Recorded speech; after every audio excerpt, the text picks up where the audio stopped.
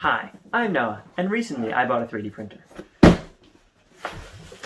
It's not actually in this box still, I'm just filming the intro after having made it. It's actually sitting on the counter over there already assembled. But can we just get on with the intro and I'll show you?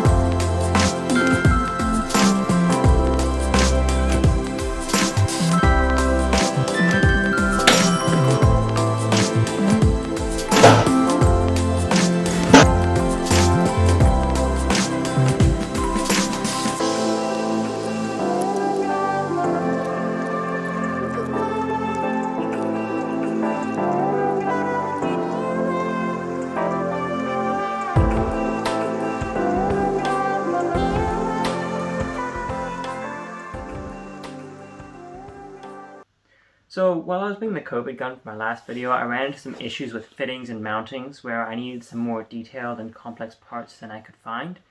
So I ended up sort of improvising them. I mean, they worked, but I wasn't exactly proud of them. So after that project, I decided to just buy a 3D printer for all of my projects, and so that I could use it on whatever weird, wacky, wonderful contraptions I come up with next. So I bought a Creality Ender 3D printer. The reason I chose this particular printer mostly came down to cost and reputation.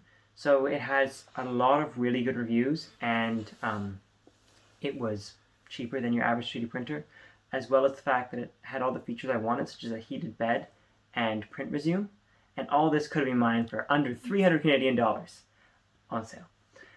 I mean, sure, that amount of money could have bought me a dog hair dryer, stuffed bee, a Game of Gnomes lawn ornament, a mullet rig, a Christmas tree hat, a Nicolas Cage sequin pillow, a hairdryer bag attachment, Dr. Evil Funko Pop, a Mean Man face mask, a Minecraft sword with sound effects, and an RGB LED shower head. But home 3D printers used to be thousands, and recently their prices have dropped drastically. So although I could buy all this wonderful merchandise, I think I'm better off with a printer. So let's see how well this thing works, shall we? I did a test print of a Utah teapot because what better way to showcase new technology than a meme from 1975?